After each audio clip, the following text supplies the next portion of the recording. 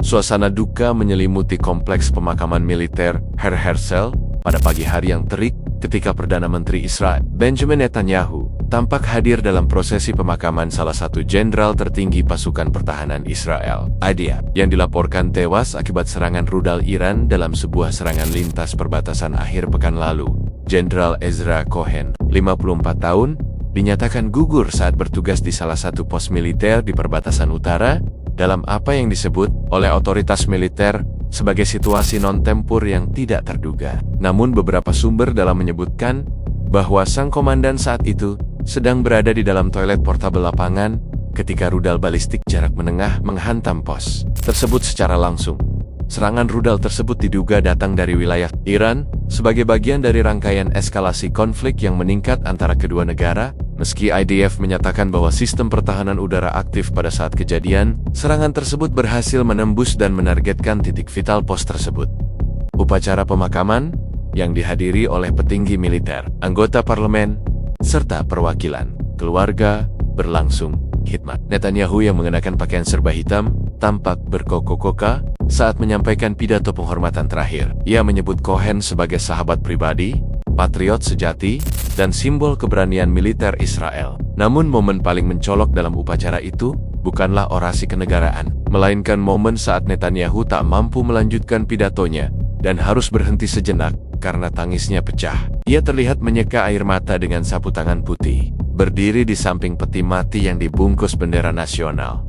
Dia gugur demi bangsa ini. Tidak ada kematian yang lebih mulia, bahkan ketika ia berada dalam kondisi paling manusiawi, ujar Netanyahu. Mencoba menjaga nada suara tetap stabil, meski pemerintah Israel berusaha menahan narasi soal kronologi wafatnya sang jenderal. Laporan media independen dan beberapa netizen yang mengaku sebagai saksi menyebarkan detail menggelikan yang segera viral di berbagai platform media sosial.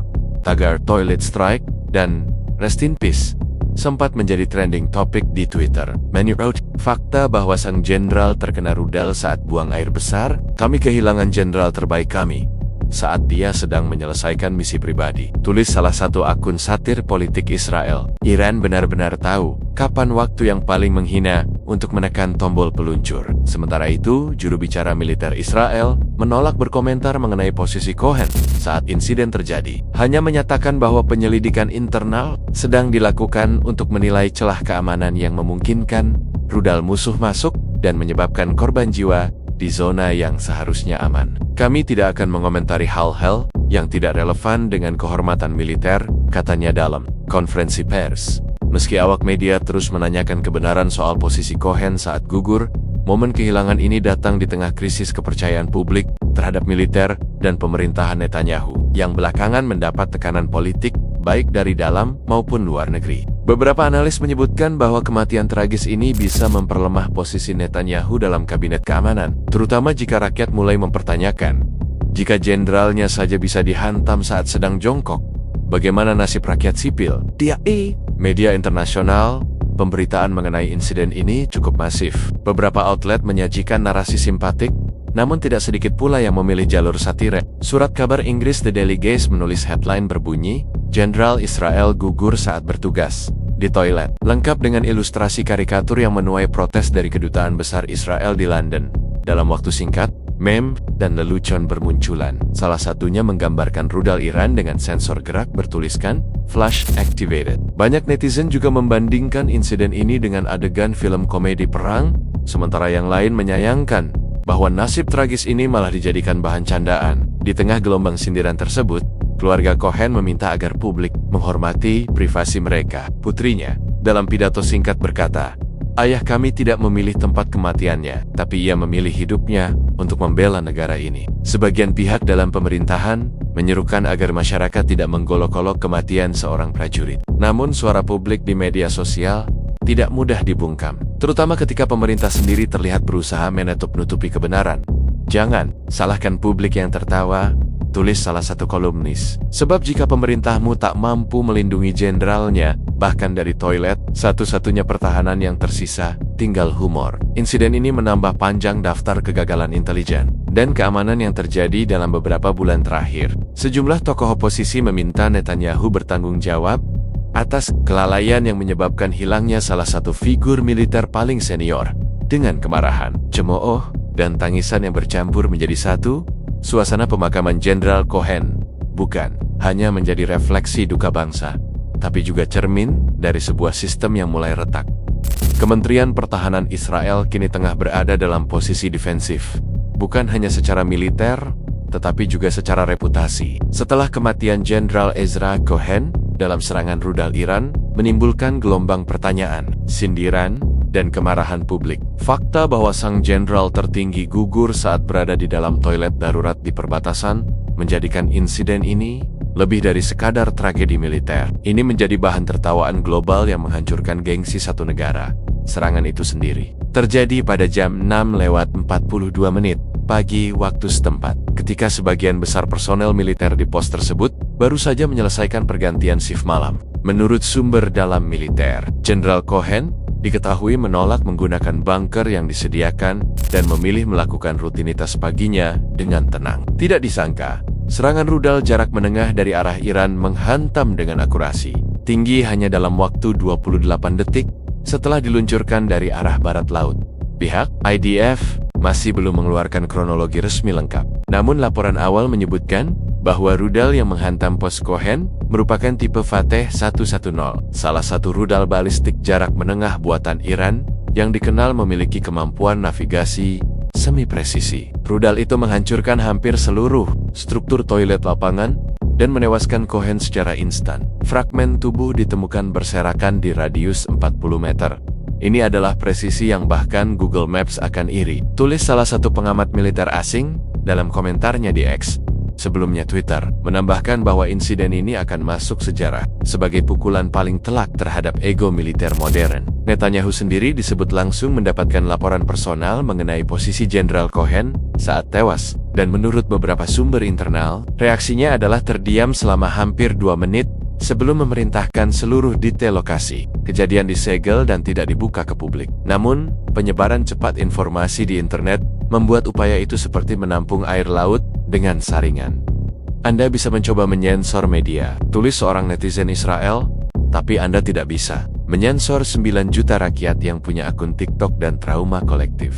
Sementara itu, Kementerian Pertahanan menggelar rapat darurat yang berlangsung lebih dari 5 jam, membahas apakah perlu dilakukan revisi protokol perlindungan personel penting di garis depan. Salah satu proposal yang dibahas, meski dianggap lelucon oleh sebagian staf, adalah pengadaan toilet anti rudal atau bunker buang air. Seorang perwira yang enggan disebutkan namanya mengatakan, "Kami belum tahu mana yang lebih buruk, kehilangan jenderal, atau harus menjelaskan ke dunia bahwa kami sedang mempertimbangkan memperkuat WC lapangan." Di tengah ketegangan itu, muncul pula ketidakpuasan di kalangan tentara muda. Beberapa anggota pasukan garis depan menyampaikan kekesalan mereka kepada media lokal. "Kami disuruh bertempur dengan semangat, padahal ternyata jenderal kami sendiri gugur karena kebelet dan sistem pertahanan tidur," ujar salah satu tentara muda, yang kemudian dikenai teguran disiplin karena pernyataan tersebut viral. Iran sendiri belum mengeluarkan klaim langsung atas serangan tersebut. Namun media pemerintah di Teheran dengan penuh semangat memberitakan keberhasilan rudal mereka menewaskan target militer penting. Harian Kayan, yang dekat dengan Garda Revolusi Iran, menulis dalam editorialnya, "Jika Israel tidak bisa menjaga jenderalnya di kamar mandi, mereka juga tidak bisa menjaga negara mereka." Komentar itu menimbulkan kecaman dari pemerintah Israel, yang menyebut Iran telah melampaui batas diplomasi dan menyerukan tindakan tegas dari komunitas internasional. Namun alih-alih dukungan yang datang dari berbagai negara justru adalah gelombang meme dan satire. Di Prancis, salah satu komedian nasional menyindir dalam acara TV malam, "Biasanya pahlawan jatuh di medan perang." Di Israel, medan perangnya ternyata kloset plastik. Di Rusia, saluran berita pro-pemerintah menyebut ini sebagai hadiah propaganda terbesar yang tidak perlu diusahakan. Dan di Tiongkok, berita tersebut masuk tren platform Weibo dengan judul "Rudal Cerdas Menyerang Saat Lemah-Lemahnya Musuh." Meski begitu, tak sedikit juga komentar yang menyayangkan berkembangnya narasi olok-olok terhadap kematian seseorang yang sejatinya menjalankan tugas. Beberapa analis politik Israel menilai, kegagalan sesungguhnya bukan hanya di sistem pertahanan, tapi pada strategi komunikasi pemerintah yang justru memperkuat kesan lucu dari tragedi. Kalau dari awal mereka jujur dan bersikap hormat, publik mungkin bisa menerima. Tapi ketika mereka malah mencoba menyembunyikan hal konyol ini, itu justru memancing internet untuk menguliti mereka hidup, kata seorang pakar komunikasi krisis dari Universitas Tel Aviv. Kini, isu kematian Jenderal Cohen tak lagi sekadar kehilangan militer. Ia telah menjadi simbol dari keretakan sistem pertahanan, kebocoran strategi komunikasi, dan meledaknya narasi rakyat terhadap elit yang dinilai tak becus menghadapi perang. Bahkan di level personal, satu hal yang pasti, harga diri militer Israel yang selama ini dijaga dengan disiplin, teknologi, dan kekuatan propaganda telah dihancurkan bukan oleh senjata pemusnah massal, tetapi oleh satu rudal yang datang di waktu terburuk, ke tempat terburuk, pada posisi yang tak terlupakan. 1 minggu pasca kematian tragis Jenderal Ezra Cohen dalam serangan rudal Iran, perhatian publik mulai beralih dari kesedihan menuju kemarahan. Tidak sedikit kalangan internal pemerintahan dan militer yang mulai mempertanyakan bagaimana bisa seorang komandan tertinggi berada di lokasi yang sangat rentan tanpa perlindungan, dan lebih penting lagi, mengapa tidak ada peringatan dini yang muncul ketika rudal sedang meluncur ke arah pos yang seharusnya super aman. Pertanyaan itu memicu munculnya istilah yang kini beredar luas di internal IDF, Operasi Fajar Toilet. Sebuah sindiran sarkastik terhadap minimnya kesiapan militer Israel dalam menghadapi skenario paling tidak masuk akal, yaitu seorang jenderal dihantam rudal saat buang air besar. Sumber internal menyebutkan bahwa sistem radar pertahanan Iron Dome saat itu sedang mengalami proses maintenance ringan. Namun belakangan diketahui bahwa maintenance tersebut dilakukan secara manual oleh seorang teknisi baru yang lupa menyalakan ulang sensor utama karena terlalu sibuk main Candy Crush di ponsel dinas. Informasi ini, meski belum dikonfirmasi secara resmi, sudah cukup untuk menyulut amarah publik di forum-forum online dan program berita malam. Kami menginvestasikan miliaran dolar untuk mencegat rudal, tapi ternyata satu-satunya yang dicegat pagi itu cuma sinyal radar yang ngelek, tulis seorang pensiunan perwira IDF di kolom opini Haaretz. Pihak intelijen sendiri tidak luput dari sorotan. Shin Bet dan Haman, MA Leader, Intelijen, sama-sama disalahkan karena gagal mendeteksi peningkatan aktivitas peluncuran rudal Iran beberapa jam sebelum insiden terjadi. Padahal, laporan satelit dari pihak sekutu sebenarnya sudah menunjukkan pergerakan peluncur di Provinsi Kermanshah, Iran. Namun laporan itu belum diprioritaskan. Kami mengira itu hanya latihan biasa, ujar seorang analis muda, yang kini diskors. Kami tidak tahu itu akan diarahkan ke WC. Dugaan kelalaian ini mengarah pada pembahasan serius di parlemen. Oposisi menuduh pemerintahan Netanyahu mengabaikan sistem peringatan dini karena terlalu sibuk menjaga opini publik dan mengurusi manuver politik internal. Dalam salah satu sesi parlemen yang memanas, seorang anggota oposisi dari Partai Meretz menyatakan dengan nada tinggi, kalau ini bukan karma politik, saya tidak tahu lagi apa namanya. Seorang jenderal gugur saat buang air karena kalian terlalu sibuk buang-buang anggaran. Sementara itu, komunitas militer menghadapi dilema moral. Tradisi penghormatan kepada tentara yang gugur biasanya diiringi dengan kisah heroik. Namun dalam kasus ini, narasi heroisme sulit dibangun ketika kematian terjadi di antara tisu basah dan suara flush. Banyak tentara di unit Cohen sendiri merasa canggung harus memberikan penghormatan militer penuh sambil menahan tawa dalam hati. Situasi ini membuat staf komunikasi pemerintah bekerja ekstra keras untuk merevisi citra Cohen secara internal. Sebuah video penghormatan berdurasi 2 menit diproduksi dengan menghilangkan semua referensi waktu dan lokasi kematian. Namun netizen dengan cepat membongkar metadata video tersebut, menemukan file asli bernama final_version_no_toilet_reference MP4 yang langsung tersebar di Reddit dan TikTok. Mereka tidak hanya gagal menjaga jenderalnya, mereka bahkan gagal menjaga nama file video propaganda, tulis seorang influencer satir Israel yang kini followernya naik 200.000 hanya karena mengulas insiden ini. Tak hanya sampai di situ, laporan investigatif yang bocor ke media menyebutkan bahwa sebenarnya Cohen sudah pernah mengeluhkan tentang tidak adanya bunker pribadi untuk dirinya sejak sebulan sebelum insiden. Dalam memo internal yang kini viral, Cohen menulis, "Jika terjadi serangan rudal dan saya sedang buang air, saya harap Tuhan lebih cepat daripada sistem kami." Sayangnya, hari itu, Tuhan pun tampaknya memilih untuk ikut menonton dulu sebelum turun tangan. Iran sendiri belum memberikan tanggapan resmi. Namun akun-akun pro-pemerintah Iran dengan jelas menyindir peristiwa tersebut sebagai keberhasilan kombinasi intelijen dan kebetulan surgawi. Dalam satu unggahan yang menuai 3 juta views, disebutkan, "Musuh kami bukan hanya tidak siap di medan perang, mereka bahkan tidak siap di jamban." Tekanan terus meningkat. Demonstrasi kecil muncul di beberapa titik di Tel Aviv dan Haifa, di mana warga membawa poster bertuliskan, "Kalau mereka nggak bisa lindungi jenderalnya, siapa yang bisa lindungi kita?" Beberapa kelompok masyarakat bahkan meminta adanya audit total atas sistem keamanan nasional, menyebut insiden ini sebagai titik balik dalam ilusi kekebalan militer Israel. Pemerintah Netanyahu kini terdesak, bukan hanya karena kehilangan salah satu jenderal terbaik, tetapi karena narasi kekuatan dan superioritas militer Israel kini luluh lantak bukan oleh armada perang besar, tetapi oleh satu rudal dan satu momen yang terlalu manusiawi. Tidak ada yang bisa memprediksi bahwa dalam salah satu konflik paling panas di Timur Tengah, momen paling menentukan adalah ketika seorang jenderal tidak sempat menyelesaikan hajatnya. Dan dalam dunia di mana persepsi lebih penting dari kenyataan, mungkin itulah rudal yang paling mematikan dari semuanya. Reputasi militer Israel yang selama ini diklaim sebagai salah satu yang paling siap tempur di dunia, kini mengalami guncangan bukan karena kekalahan di medan perang, tetapi oleh sebuah tragedi yang lebih menyerupai adegan parodi satir. Gugurnya Jenderal Ezra Cohen akibat rudal Iran saat sedang jongkok di WC darurat. Yang awalnya dianggap sebagai insiden lokal, kini menyebar menjadi bahan tertawaan diplomatik global dan bola salju yang mengguncang kepercayaan aliansi internasional di markas besar PBB. Dalam sesi tertutup Dewan Keamanan yang membahas ketegangan Iran-Israel, perwakilan beberapa negara secara halus menyinggung insiden tersebut tanpa menyebut nama. Namun kalimat situasi hulu ledak yang menargetkan titik terendah seorang pemimpin membuat seisi ruangan menahan tawa. Bahkan diplomat dari negara sahabat pun terpaksa menunduk sambil menggigit pulpen. Seorang reporter internasional yang hadir di luar ruangan menyebut sesi itu sebagai pertemuan paling serius yang terdengar seperti sketsa Monty Python. Reaksi NATO